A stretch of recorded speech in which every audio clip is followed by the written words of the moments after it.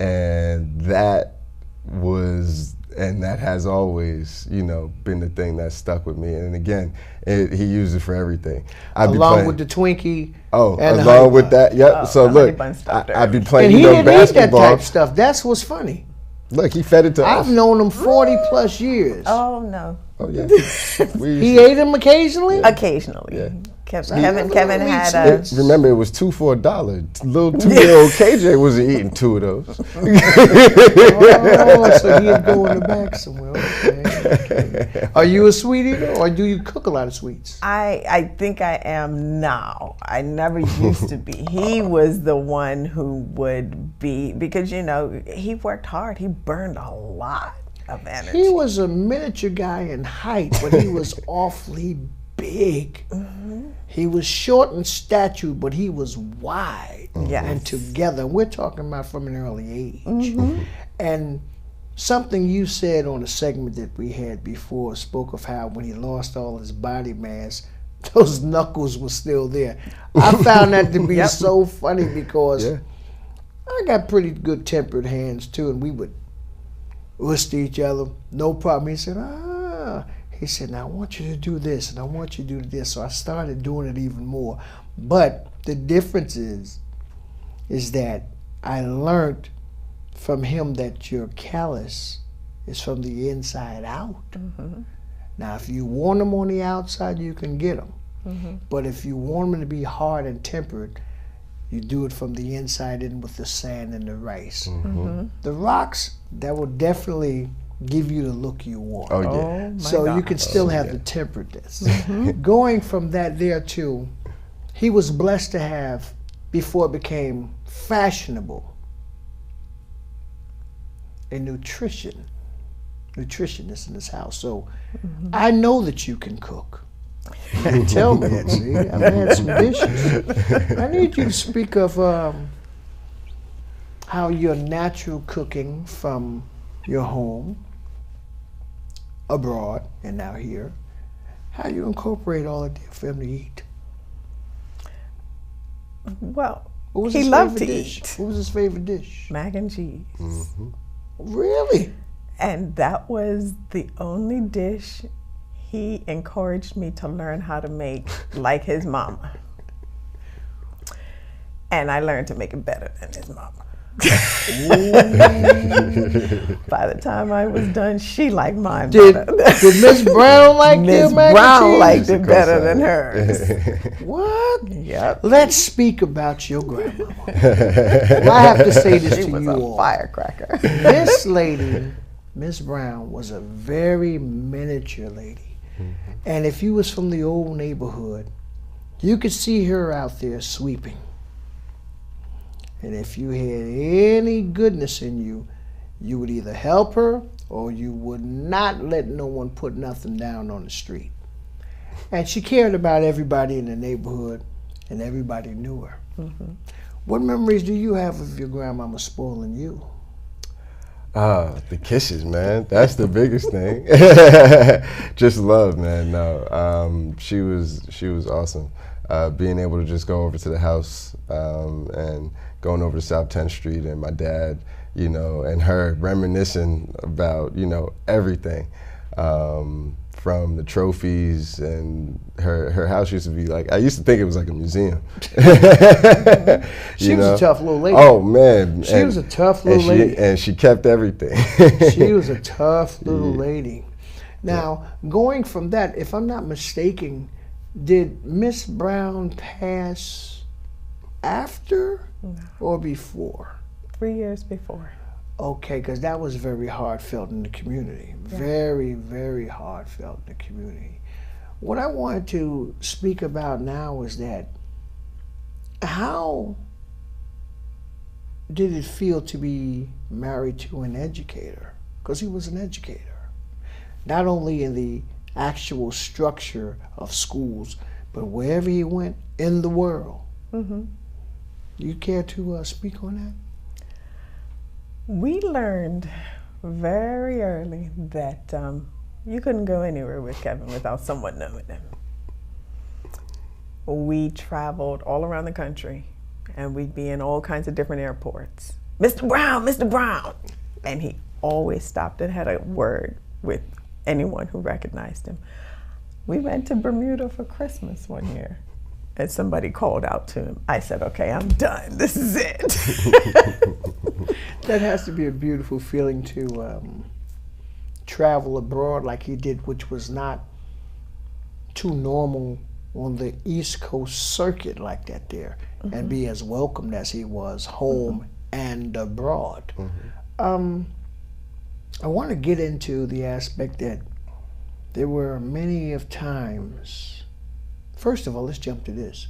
How is ALS progressing now, if you all know of it? Because I'm pretty sure you all are still close to them in some way, especially you being in the healthcare field. They do have some new treatments. No cure. No cure. And again, treatments in ALS are things to help you live with the disease. Really? Nothing that's going to stop it. But it is a slow it terminal down. disease. It's a terminal disease. When he was first diagnosed, they gave him 3 to 5 years. We got 10. 10 years. And Now, I credit him with his stubbornness. You have to speak on that faith thing again. His faith As pulled him through. as a wife and as a husband, because that's very, very intimate of, I'm pretty sure at times you were his strength and he was your strength. He's your strength now. Even though you have reincarnation here, he's still your strength. He's not here physically. And that's something I want to speak of too, of how friendship, it does not descend once a person leaves. Can you care to speak on that there from our perspective, because I'm older than you, and then I need the young lad there to speak on that. Friendship Yes. is something that he valued. Very much. And I know you can speak to that. Very much. Very much. To the point where, I'm not sure you knew about this, but he had, you know, when he was younger, the younger KA was known for Boom, boom, boom, boom, and then talking. Boom, boom. We'll leave it at that. Boom, boom. That's it. For those that know, boom, boom. But the one thing that he said to me was, you know, it bothered him how people looked at him. And because it bothered him, that's when he developed that smile. I'll say this here, Miss Sheena. The boom boom that I knew of that guy, you had to do something to that guy or to his friend. Or to his friend. No question. Right. As a matter of fact, the Earl Brown, Milo Thompson, Ty, any of them. Bradford. Now, Bradford is the coolest of all of them. For the longest, I thought that Bradford was younger than me. Oh, okay. Because Ty was with me. Right. And because Bradford was always, we'd see him on the court. Ty, you didn't see him on the court too much. But Bradford, Shaquille, always was on the court as the guards. And I always said, well, that must be his younger brother. Not knowing till years later that he was so much older. Speaking of an accomplished artist, which he is, I've had him on the show a couple of times, and his portraits are Amazing. 3D. There, I have never seen any more like that there. But going back to the friendship thing, I was told a long time ago by my father that you pick your friends like you pick your fruit. And I can say that your husband, his friendships are broad and wide. Even till this day, we're loyal to him, not the competitor, him. Do you scare to speak on that there, because it's a different time now? But I know with the tutelage and the principles that you were taught, they're beholding to you. Yeah, no. We always try to make sure that the things that he instilled are running true. And that's kind of how we do with, you know, the nonprofit that we started. And Speak on that there, the nonprofit, please. So we started the nonprofit, the Kevin Thompson Foundation, and it's the aim of the Kevin Thompson Foundation is to to mentor the students and the children and the youth to help them get to college and, you know, higher education, higher education through martial arts, you know, and extracurricular That's activities. the vehicle that's being used. Yes, sir. You know something? Being that he was from the neighborhood, young people call it the hood now. He was from the neighborhood down in the inner city. You were blessed.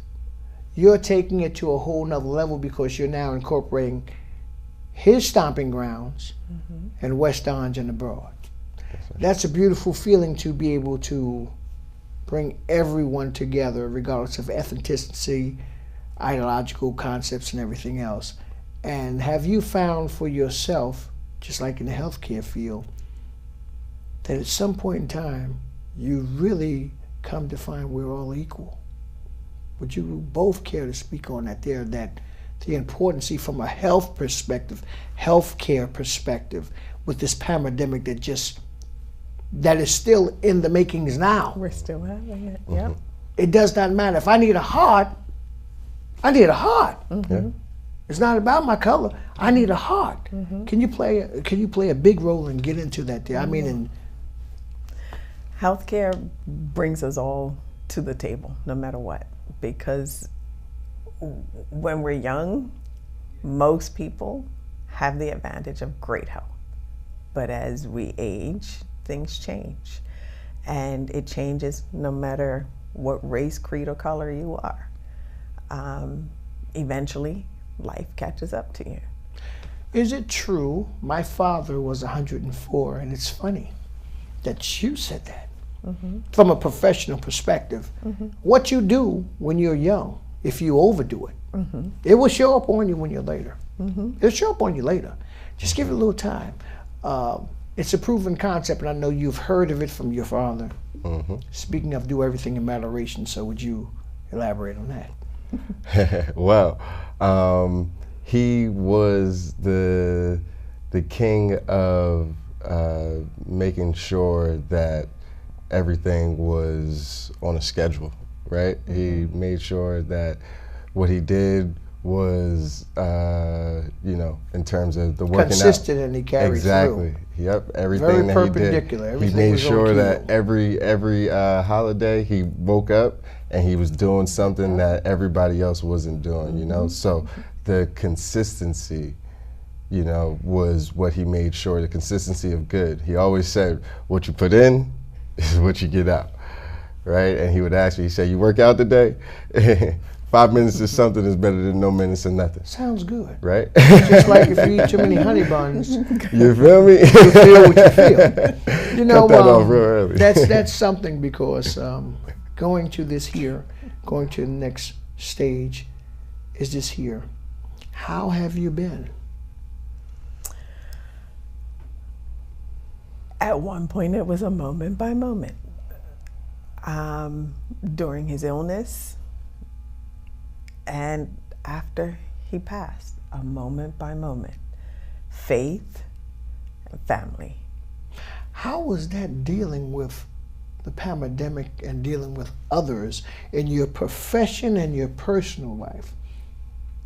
How traumatic. It speaks of your strength. It speaks of your faith. It speaks of your biological and your surrogate family. What I would like to have you indulge on is, to those out there that might be going through the mental health, how? Through prayer, through how? Prayer and self-care. I had a lot of years where I had no choice but put myself second because Kevin needed. And